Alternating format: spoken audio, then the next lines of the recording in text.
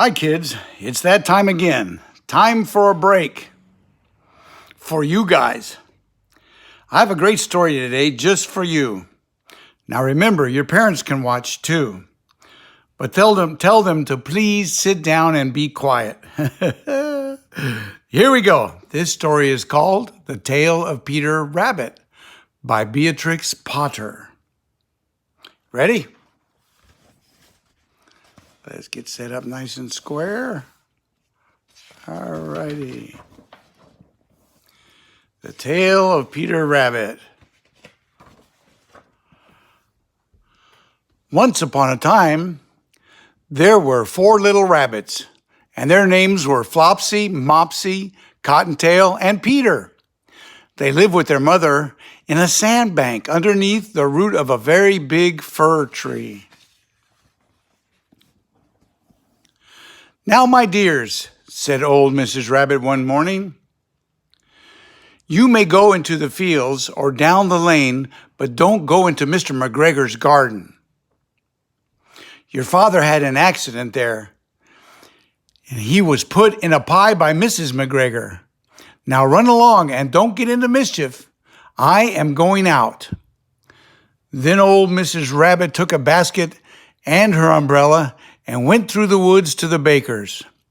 She bought a loaf of brown bread and 5 currant buns. Flopsy, Mopsy, and Cottontail, who were good little bunnies, went down the lane to gather blackberries.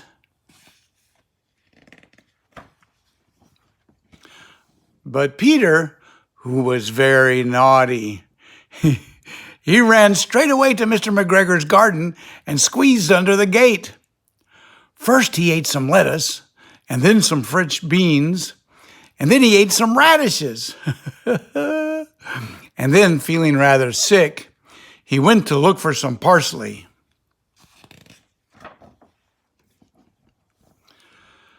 But around the end of a cucumber frame, whom should he meet but Mr. McGregor? Oh, Mr. McGregor was on his hands and knees planting young cabbages. But he jumped up and he ran after Peter, waving a rake and calling out, "Stop, thief!" Peter was dreadfully frightened. He rushed all over the garden, for he had forgotten the way back to the gate. Oh no!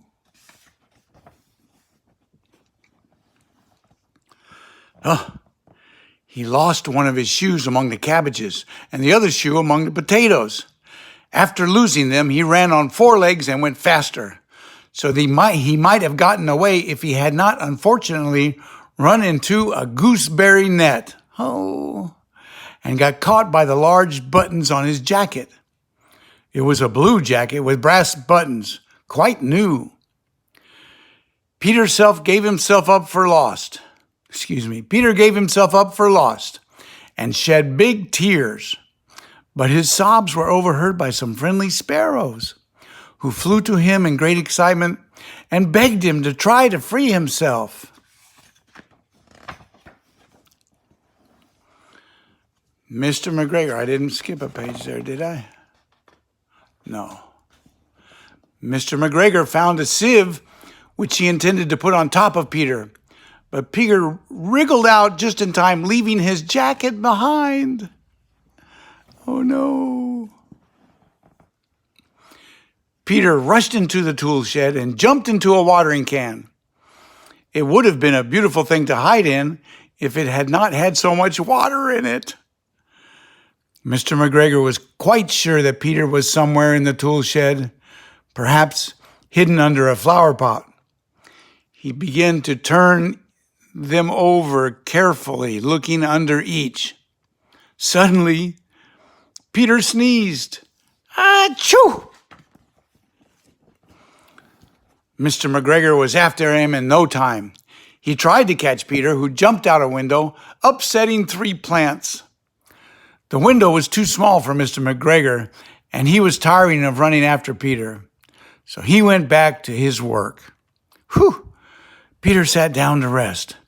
He was out of breath and trembling with fright, and he had no idea which way to go. Also, he was very damp from sitting in that can. After a time, he began to wander about, going lippity lippity, not very fast, and looking all around. He found a door in a wall, but it was locked, and there was no room for a fat little rabbit to squeeze underneath. An old mouse was running in and out over the stone doorstep, carrying peas and beans to her family in the woods. Peter asked her the way to the gate, but she had such a large pea in her mouth that she could not answer. She only shook her head at him, and then Peter began to cry. Then he tried to find his way across the garden, but he became more and more puzzled. Presently, he came to a pond. A white cat was staring at some goldfish. She sat very, very still, but now and then the tip of her tail twitched as if it was alive. Peter thought, it is best to go away without speaking to her. He had heard about cats from his cousin, little Benjamin Bunny. He went back towards the tool shed. But suddenly, quite close to him, he heard the noise of a hoe. Scritch, scratch, scritch. Peter scurried under the bushes. But soon, as nothing happened, he came out and climbed upon a wheelbarrow and peeped over. The first thing he saw was Mr. McGregor hoeing onions. His back was turned towards Peter, and beyond him was the gate. Peter got down very quietly off the wheelbarrow and started running fast as he could go along a straight walk behind some of the blackberry bushes. But Mr. McGregor caught sight of him at the corner, but Peter did not care. He slipped underneath the gate and was safe at last in the woods outside the garden. Mr. McGregor hung up the little jacket and the shoes as a scarecrow to frighten the blackbirds.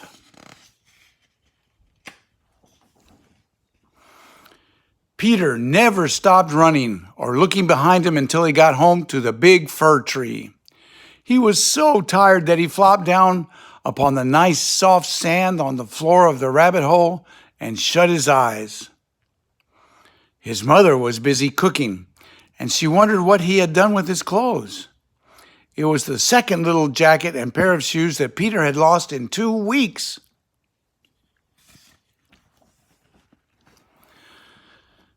That evening, Peter was not very well. His mother put him to bed and made some chamomile tea. She gave a dose of it to Peter. 1 tablespoon to be taken at bedtime, she said. But Flopsy, Mopsy, and Cottontail had bread and milk and blackberries for supper. The end. Oops. There we go. So what do you think? Pretty good story? I hope you liked it. Now, do me a favor. If you are not on my YouTube channel, tell your parents to subscribe or join Storytime with Pop-Pop.